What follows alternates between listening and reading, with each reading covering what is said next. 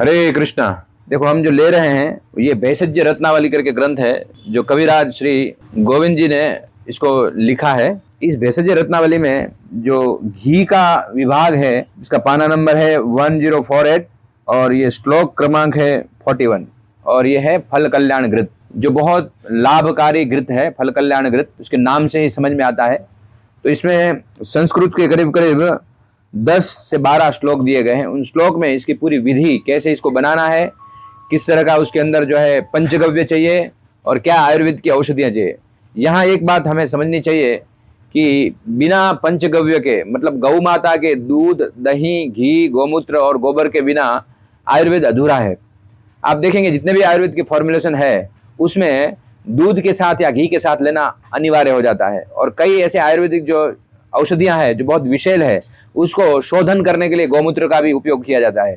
तो बिना पंचगव्य के आयुर्वेद जो है वो अधूरा है। तो इसमें कुछ औषधियां बताई गई हैं कि किन किन औषधियों से बनेगा, क्या मात्रा लेनी है, किस तरह इसको बनाना है, कितने समय इसको जलाना है, कितना पानी रखना है, इन सब चीज़ों के बारे में बात की गई। और इसके गुण क्या है, क्या क्या इसके गुण हैं, उन गुणों के बारे में बात की गई है। तो सबसे पहले इसमें मंजिष्ठ है, मुलेठी है, कूट है, त्रिफला है, शर्करा है, बला मूल है, मैदा है, शिरविद्दारी है, काकोली है, अश्वगंधा है, अजमोदा है, हल्दी है, दारू हल्दी है, घृत भुष्ट, हींग है, कटुकी है, नीलकमल है, कुमुद पुष्प है, द्राक्षा है, काकोली है, शीर काकोली है, रक्त चंदन है, श्वेत चंदन है। प्रत्येक द्रव्य 12-12 ग्राम ले।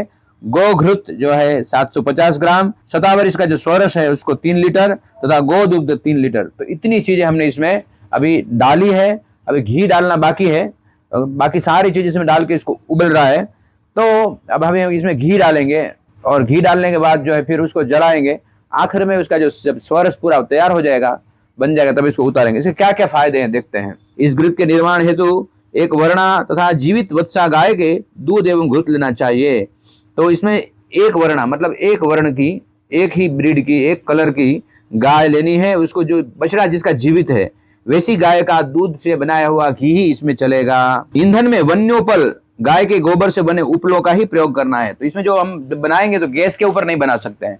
बड़े शहरों में जो फार्मेसी से ये बनाती तो गैस के ऊपर, हमें जो है या तो उपले लेने हैं ये गाय के गोबर के, या फिर जो है लकड़ी दिख रही है आपको, वन्य उपल, जो वन से जो मिलने वाली लकड़ी है उसका इस्तेमाल हमें इसमें करना है। अगर इसको लेना है अपने को तो 6 से 12 ग्राम गर्म दुग्ध या गर्म जल के साथ इसको लेना चाहिए।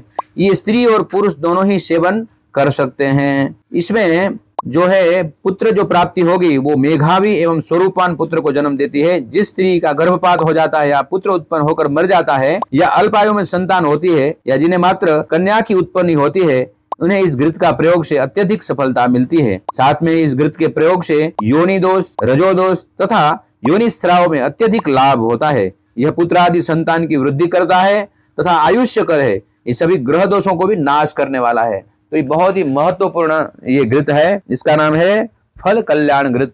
ये फल भी देता है और सबका कल्याण भी करता है। तो आप सभी से निवेदन है कि आप जो भी इस समस्या से जूझ रहे हैं तो सब इस फल कल्याण घृत का उपयोग करें। तो ये जो देसी गाय, चरने वाली गाय हैं, भारतीय नस्ल की शुद्ध गौ माता है, उनके ही दूध और उनका ही घी इसमें उपयोग होता है। और इससे क्या फायदे होते हैं देखिए, आजकल हम देखते हैं कि लाइफस्टाइल जिस प्रकार खान पान है, शहरों में भागा दौड़ी और स्ट्रेस सबसे ज्यादा है। इसके कारण स्त्री और पुरुषों में दोनों में संतान उत्पत्ति की बहुत बड़ी समस्या आई है। और आप देखते हैं लगातार हर एक थोड़े थोड़े अंतर पे IVF सेंटर आपको दिखेंगे। अभी थोड़े दिन पहले ही हमें एक सज्जन मिलने आए थे जो आए थे कनाडा से। वो बता रहे थे कि बहुत बड़ी समस्या है हमारे यंग जनरेशन में, जो ये एज के उनको जो है फर्टिलिटी की सबसे बड़ी समस्या है, कंसीव ही नहीं हो पाता है। तो फिर बोलता है वो मैं आपके यहाँ आया था और फल कल्याण घृत लेके गया था और उसको मैंने सेवन किया, उसके बाद हमारा जो है अभी गुड न्यूज़ है हमारे यहाँ। और इससे उन्होंने वाकई में कनाडा में रह करके इसके जो रेशियोस जो उनके डॉक्टर ने जो बताए थे, जो नंबर्स में एक्जैक्टली भूल गया हूँ, कुछ नंबर्स होते हैं, तो वो उनके जो फर्टिलिटी रेशियो नहीं आ रहा था। मगर जब से दोनों ने पति पत्नी ने सेवन किया, दोनों को वो आए और वो इनके यहाँ कंसीव हो गया और गुड न्यूज़ है। तो ये बहुत ही असरकारक है। इवन कनाडा की भूमि में रहने वाले लोगों के लिए भी असरकारक, तो भारत में रहने वाले लोगों के लिए तो बहुत आशीर्वाद रूप है, क्योंकि यहाँ का औषधि भी यहीं की है, गौ माता का घी का यहाँ की घी है और यहीं का दूध है। तो यहाँ जिस आबो हवा में रहने वाले लोगों के लिए बहुत ज़्यादा लाभकारी और चमत्कारिक चीज़ है। तो आप सभी से निवेदन है इसका इस्तेमाल कीजिए और ज़्यादा आपका जो पैसा व्यय हो रहा है डॉक्टरों के पीछे उससे बचिए।